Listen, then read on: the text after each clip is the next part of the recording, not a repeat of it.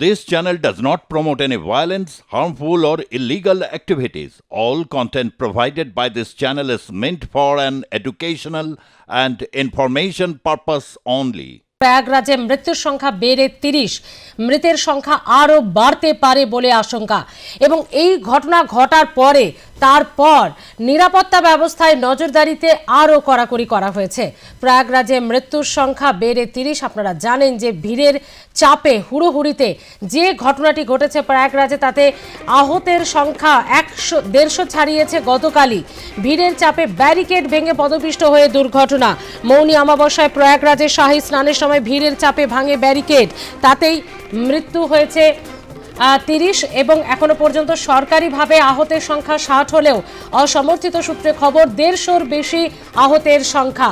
যদিও সরকারিভাবে বলা হচ্ছে ৬০ জন আহত হয়েছেন এবং মৃতদের পরিবারকে ক্ষতিপূরণ আর্থিক সাহায্যের ঘোষণা করা হয়েছে যোগী সরকারের তরফ থেকে ঘোষণা। যদিও স্বরাষ্ট্রমন্ত্রী থেকে শুরু করে প্রধানমন্ত্রী তারা প্রত্যেকেই মুখ্যমন্ত্রীর সঙ্গে যোগাযোগ করে গোটা ঘটনাতে নজর রেখেছেন।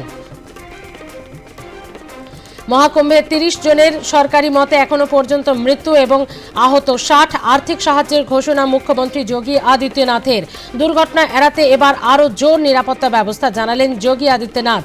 প্রয়াগরাজে আজ উত্তরপ্রদেশের মুখ্য সচিব এবং ডিজি পুলিশ। গতকাল একটি ভাইরাল হয়েছে ভিডিও, যেখানে পুলিশের ভূমিকা, খোদ পুলিশ কমিশনারের ভূমিকা নিয়ে প্রশ্ন উঠেছে।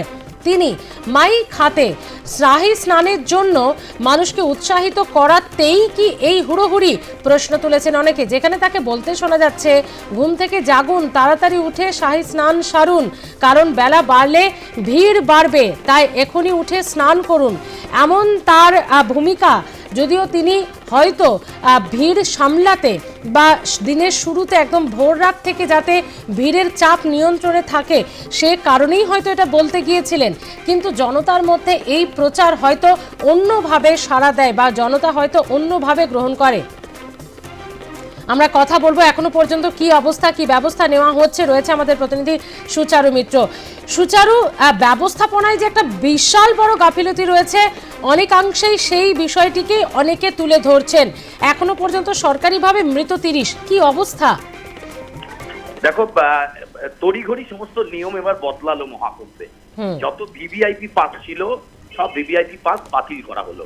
অর্থাৎ কোথাও না কোথাও এত বড় একটা মহাকুম্ভের মতো মানে কর্মযজ্ঞ, এবং যেখানে লাখো লাখো কোটি কোটি মানুষ পুণ্যলাভের আশায় শাহী স্নানে তারা অংশ নিচ্ছিলেন, ফলে সেটাকে আন্দাজ করে তার যে ডেকোরাম, তার যে এসওপি, স্ট্যান্ডার্ড অপারেটিং প্রসিডিওর, সেটাই মানে ঠিক মতো তৈরি করা হয়। এই প্রশ্ন উঠছে যোগী আদিত্যনাথের সরকারের বিরুদ্ধে। এই যে 25 থেকে 30 জন মারা গেছে বলে আমরা জানতে পারছি, মৃতের সংখ্যা কিন্তু আরো বাড়তে পারে, সম্পূর্ণ তথ্য এখনো সামনে আসেনি।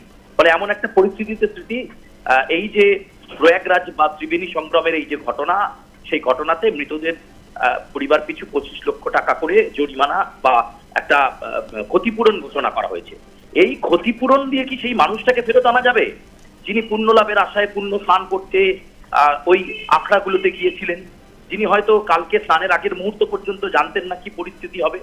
এবং ওই যে ব্যারিকেড, সেই ব্যারিকেডে পুলিশ প্রশাসন ঠিকঠাক ছিল কিনা, পুলিশ প্রশাসনের নজরদারি ছিল কিনা, 1 থেকে 14খানা যে আখড়া রয়েছে, সেই আখড়া দিয়ে মানুষজন যে পিলপিল করে আসছেন বা প্রচুর মানুষের যে সমাগম হচ্ছিল, সেটা কি পুলিশ আন্দাজ করতে পারছিল না?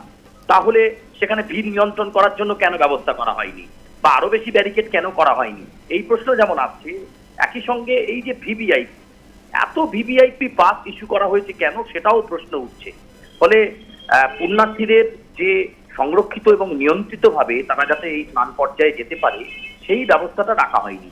শুধুমাত্র একটা ক্ষতিপূরণ দিয়ে, 25 লক্ষ টাকা ক্ষতিপূরণ দিয়ে দায় এড়িয়ে যাওয়া যায় না। বিরোধীরা কিন্তু এই বিষয়টাকে চেপে ধরেছে এবং উত্তরপ্রদেশের মুখ্যমন্ত্রী যোগী আদিত্যনাথের এবং তার সরকারের ভূমিকা নিয়ে ইতিমধ্যেই প্রশ্ন উঠতে শুরু করেছে। ফলে সব মিলিয়ে স্মৃতি, যে পরিস্থিতি এই মুহূর্তে রয়েছে, আজকে অনেক কিছু নিয়মে বদল এসেছে এবং একসঙ্গে সব আখড়ার গেট খোলা হবে না। ফলে এই নিয়মগুলো এখন কেন আসছে?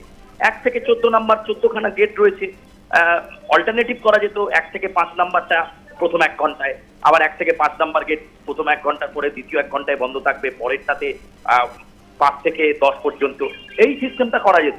ফলে এই প্রশ্নটা এই মুহূর্তে একেবারে মাথা চাড়া দিয়ে উঠছে যে নিরাপত্তার নামে আসলে তাহলে কি এসপি তৈরি হয়েছিল? এত বড় মেলা যেখানে ধরা হয় 1 কোটি থেকে 1.5 কোটি মানুষ জমায়েত হয়েছেন 144 বছর পর মহাকুম্ভ, ফলে সেই জায়গাটাকে দাঁড়িয়ে এতগুলো মানুষ পদপিষ্ট হলেন, মহিলা, পুরুষ, শিশুরা তা মাটির মধ্যে পড়ে গেলেন, লুটিয়ে পড়লেন এবং কার্যত মৃত্যুর সঙ্গে পাঞ্জা লড়তে লড়তে অনেকে হাসপাতালে গিয়ে মারা গেলেন। এখনো অনেকে রয়েছেন যারা খুব সঙ্গীন পরিস্থিতির মধ্যে আইসিইউ ইউনিটে রয়েছেন। এবং শুধু তাই নয়, প্রচুর মানুষকে এখনো পর্যন্ত খুঁজে পাওয়া যাচ্ছে না। আজকে মাইকে সেখানে অ্যানাউন্স হচ্ছে বিভিন্ন নাম, কারণ তাদের পরিবার উদ্বেগে যোগাযোগ করেছেন প্রশাসনের সঙ্গে। উত্তরপ্রদেশ সরকারের প্রশাসন তারা গোটা মেলা জুড়ে 1 থেকে 14 নম্বর আখড়া পর্যন্ত তারা অ্যানাউন্স করছেন যে নামগুলো, সেই নামগুলো হচ্ছে যাদেরকে খুঁজে পাওয়া যাচ্ছে না, নিখোঁজ রয়েছেন। তারা গেলেন কোথায়? তারা কি ওই ভিড়ের চাপে পায়ের তলায় পড়ে জলের মধ্যে চলে গেলেন, নাকি তারা এমন কোনো জায়গায় অংশে এখনো পড়ে রয়েছেন যে ভিড়ের মধ্যে এখনো প্রশাসনের চোখ পড়েনি? ফলে এই বিষয়গুলো নিয়েই কিন্তু প্রশ্ন উঠতে শুরু করেছে স্মৃতি। 25 লক্ষ টাকা ক্ষতিপূরণ দিয়ে একটা মানুষের জীবনের দাম অন্তত নির্ধারণ করা যায় না। বিরোধীরা, বিশেষ করে কংগ্রেস থেকে শুরু করে অন্যান্য রাজনৈতিক দল এটা বলতে শুরু করেছেন যে উত্তরপ্রদেশ নিয়ে অনেক বড়াই করেন প্রধানমন্ত্রী নরেন্দ্র মোদী এবং যোগী আদিত্যনাথ। আর আজকে এটা খুব পরিষ্কার যে মহাকুম্ভকে নির্বিঘ্নে এবং নিরাপত্তার সাথে পালন করতে ব্যর্থ হলো যোগী প্রশাসন, এটা তার প্রমাণ। ধন্যবাদ সুচারু।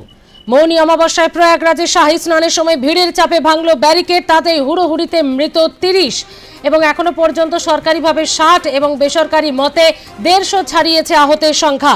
হুড়োহুড়িতে পদপিষ্ট হয়েই এই দুর্ঘটনা বলে জানানো হচ্ছে। তবে অব্যবস্থা একেবারে যে চরম সীমায় ছিল তা অনেকেই মেনেছেন, অনেকে আবার দোষারোপের পাল্টা ঠেলাঠেলিতেও ব্যস্ত। তবে এত বড় ঘটনা ঘটার পর তারপর ব্যবস্থাপনা পুরোপুরি খোলনলচে পুরোপুরি বদলে ফেলা হচ্ছে।